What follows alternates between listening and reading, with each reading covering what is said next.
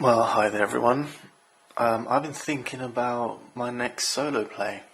Well, this game's just arrived for me, Flashpoint Fire Rescue. I've not even opened it yet, so I thought this might be a good one for us to learn together. So let's get the box open, show you the contents, and we'll talk through the setup and start to learn the rules.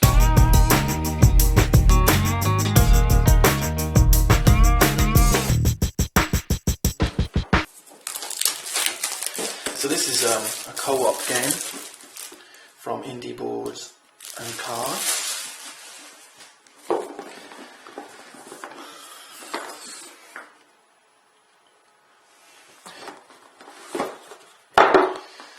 Some rules, tokens, lots of tokens, nice, great board. Markers, 2 dice, some cards. There we go. Alright, well, let's take a look at the rules. Let's figure out how to set this game up and have a go. Looks fun. So the object of the game, Flashpoint Fire Rescue is a cooperative game. All players are on the same team and everyone either wins or loses together. To win, the players must rescue the victims trapped inside a burning building before the fire gets out of control or the building collapses. It says here there's 2 different types of game: a family game for learning the game, or for playing with younger children, and experienced rules for more seasoned players. Well, I guess that means we should start with the family rules for learning the game. The game board, it says, has 2 different sides representing 2 different buildings. Let's check that out. Yep. 1 side, 2 side. Okay.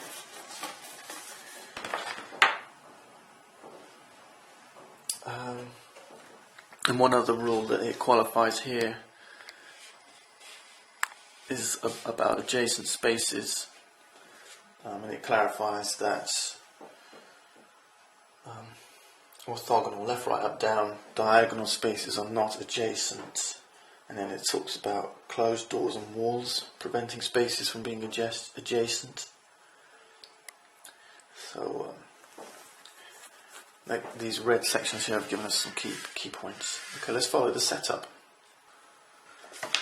Alright, step 1, it says place the board in the centre of the table. So we're going to follow the family rules. It says it's recommended you start your first game with the front side of the game board. Well, I'm going to assume it's that side. There's nothing on here to say front or back. That's the way it came out of the box, so I'm assuming this is the front. And it's the one that's pictured in the rules as well, so that's the game we're going to play. Then it says place the door markers. So that's these. They're double-sided. They've got like an open door and a closed door. And it says place the door markers with the closed side up in each of the 8 doorways. So this is a closed door marker, and this is the closed door spot on the board. So we're going to put a marker here with the closed door face up. If I get the rest of these, there should be 8, it says. Let's punch the rest of these out.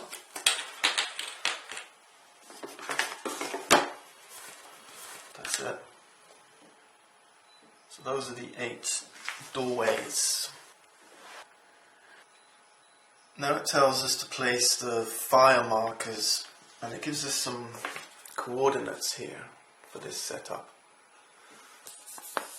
Yeah, see these, like here it says the red 2, black 2, red 2, black 3, red 3, black 2, etc.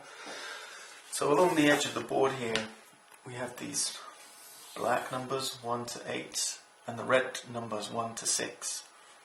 So these are our coordinates. And that's what this means. So when it says red 2, black 2,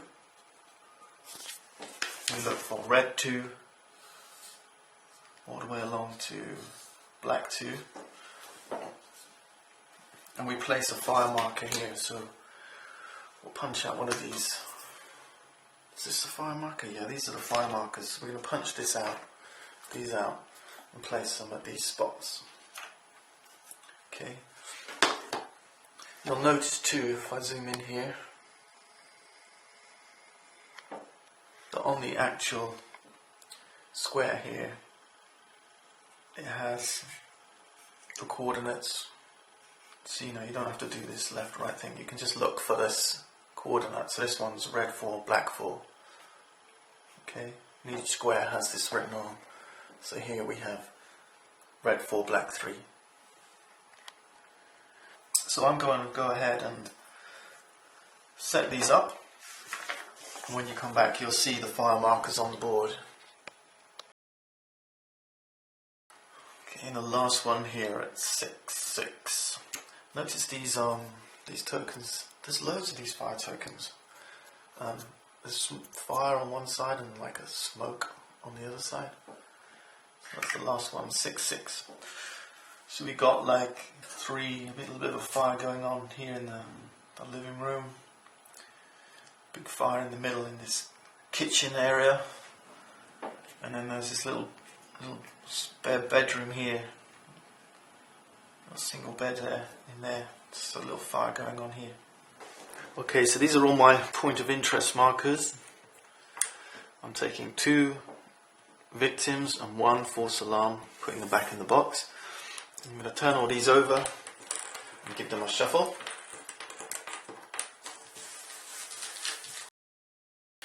And then we're going to place 1 at location 2-4, 1 at location 5-1. Let's do that. Random stack over here. So we'll put 1 at 2-4, it says. 2, 4. 1 at 5-1. 5, 1. And 1 at 5, 8. 5, 8. Okay. That looks good.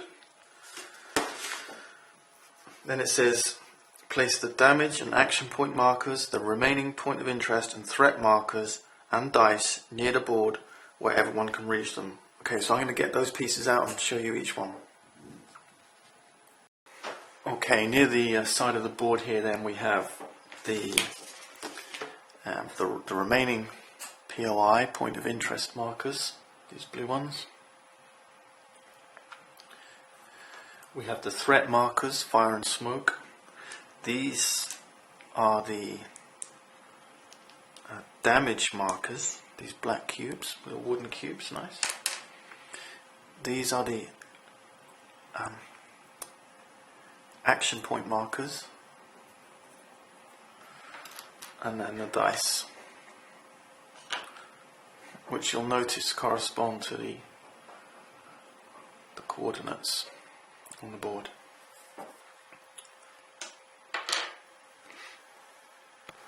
Okay, the next step is each player takes the player card and firefighter in the colour of their choice and place the remaining firefighters and player cards back in the box. Well, we'll play 2 players. These are the cards. So this is like a little reminder for who you are.